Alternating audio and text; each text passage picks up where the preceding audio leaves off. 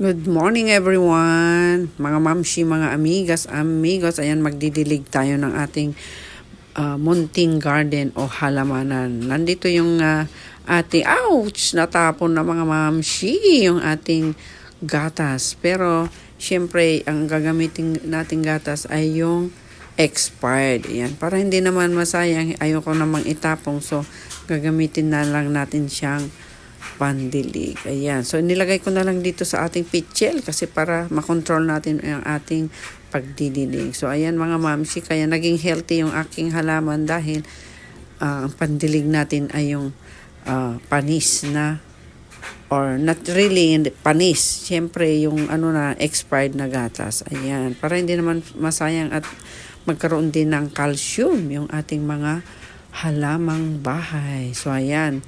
O, tignan nyo ang lalago ng aking mga halaman, mga mamsi. Try nyo din, pag yung may sira kayong gatas, wag nyo na lang itapon. Gamitin nyo siyang pandilig. So, ayan, o, tignan nyo yung aking mga halaman. Ang gaganda, ang lalago. Ayan. Yung ating aloe vera, my favorite plant. Ayan. At yung ating cactus, namulaklak na din. Sabi nila, swerte daw pag namulaklak. Yun. At yelong-yelo pa talaga ha. Yung ating favorite color. Ayan, parang pinagtagpo. Ayan, yung ating orchid. So, ayan.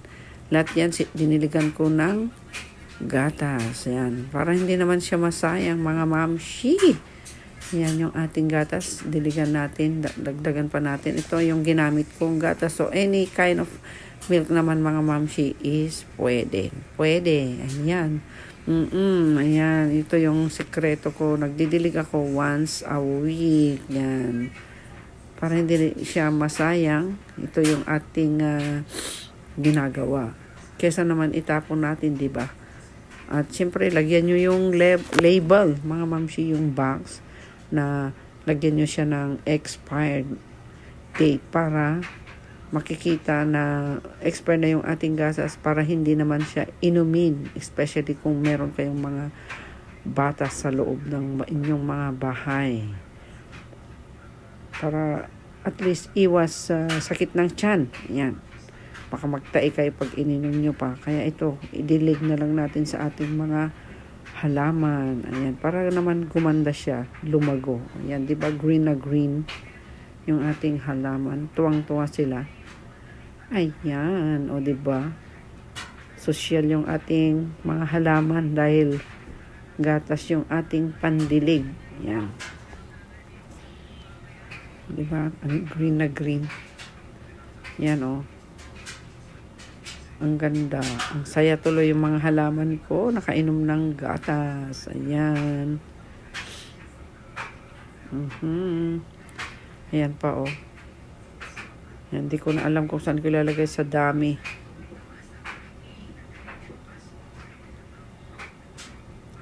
Yan, subukan nyo rin mga mamshi sa inyong mga halaman.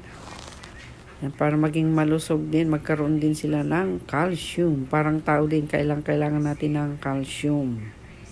Yan. Hindi ba ang ganda ng mga halaman ko? Kasing ganda ko. Charot. Yan. Di ba ang saya ng aking mga halaman?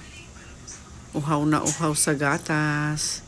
Ang problema nito baka masanay sila na puro gatas ang pandilig. Ayan o. Di ba mga mamshi? Ang ganda yung ating mga halaman. Para hindi masayang yung ating gatas. Yan yung ating orchids. Ayan. Diba? O, tingnan yung mga mamshi, o.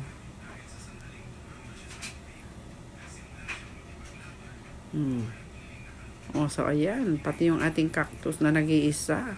Namulaklak ng kulay dilaw. Yan yung ating orchids. Ayan. Para lalong sumayat, gumanday nung kanyang bulaklak. Yan. Yan, o. Kitang-kita nyo naman green na green yung kanyang mga dahon.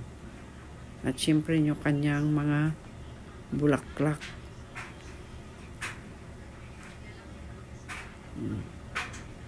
And syempre, habang dinidiligan natin, kinikwentuhan, kinakausap, para naman para rin siyang mga tao na kinakausap, kailangan ng pagmamahal, pagkalinga. O yan, o, di ba ang gaganda ng bulaklak niya? Healthy, healthy. Ayan. Yan, mga mamshi. Subukan nyo sa inyong mga bahay. Pag mahilig kayo sa mga halamang bahay, ito ang inyong gagawin. Ayan.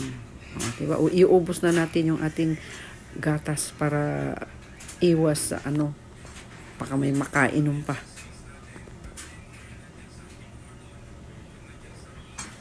O, diba?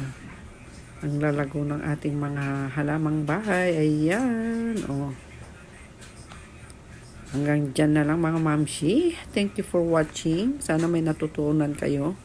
And don't forget to like and subscribe my channel.